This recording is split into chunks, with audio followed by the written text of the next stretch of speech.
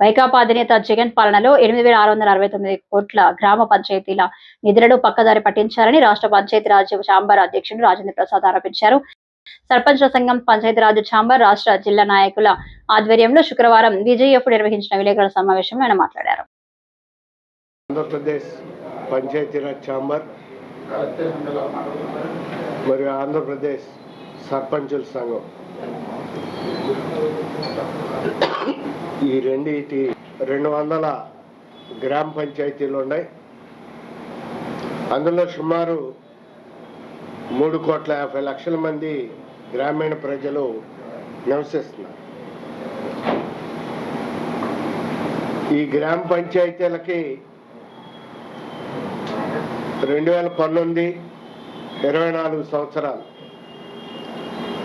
అంటే ఆ 5 సంవత్సరాలు జగన్మోహన్ రెడ్డి కాలంలో వైఎస్ఆర్ పార్టీ ప్రభుత్వంలో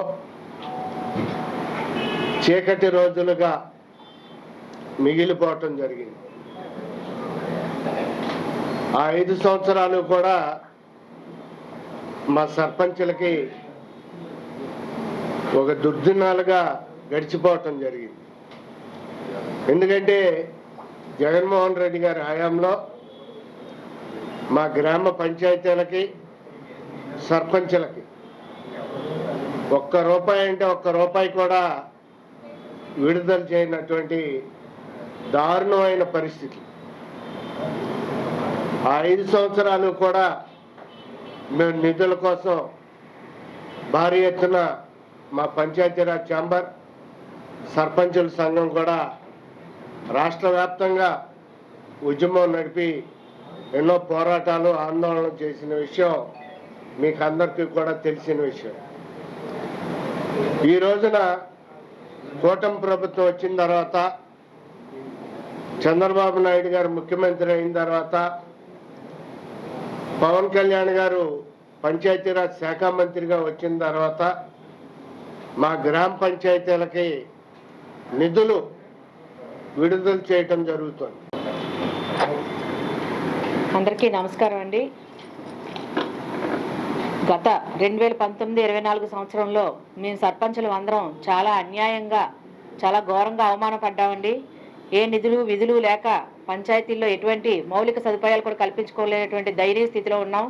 కానీ ఈ కూటమి ప్రభుత్వం వచ్చిన సంవత్సరం నుంచి మా ప్రభుత్వాలు మళ్ళీ పునరుజ్జీవం అందుకుంటున్నాయండి. ఎందుకంటే గ్రామాలు నిర్వీర్యం అయిపోయాయి, అవన్నీ ఇప్పుడిప్పుడే ఊపిరి పీల్చుకుంటున్నాయి. ప్రతి ఒక్క గ్రామాల్లోని కాలువలు కానీ రోడ్లు కానీ నిర్మించుకోగలుగుతున్నాం. గ్రామాలు అభివృద్ధి చెందుతున్నాయి. దీనికి గల కారణం కూటమి ప్రభుత్వం అండి. ఎందుకంటే ఈ నిధుల్ని మాకు ఎప్పటికప్పుడు ఎటువంటి బకాయిలు లేకుండా, గత ప్రభుత్వంలా కాకుండా ఎప్పటికప్పుడు మా ప్రభుత్వానికి, మా గ్రామ ప్రభుత్వాలకి నిధులను రిలీజ్ చేస్తున్నారు. కాబట్టి సర్పంచులు ఎవరూ ఆందోళన చెందొద్దండి. మన కూటమి ప్రభుత్వం చెప్పిన విధంగానే, ఇచ్చిన మాట ప్రకారం అన్నీ చేస్తుంది. మన సర్పంచులు అందరం ఐక్యంగా ఉండి ప్రభుత్వం చెప్పేటటువంటి మాటలు నమ్మి, ఇది చేతల ప్రభుత్వం, మాటల ప్రభుత్వం కాదు కాబట్టి ఈ ప్రభుత్వాన్ని నమ్మి మనం వారికి సమన్వయంతో వారితో మనం కలిసి నడిస్తే మన ప్రభుత్వాలకు, మన గ్రామ ప్రభుత్వాలకి ఇంకా అధికారాలు ఎక్కువ ఇస్తారు. అలాగే మన హక్కుల్ని, విధులను కూడా మనకి వారు కలుగజేస్తారు. కాబట్టి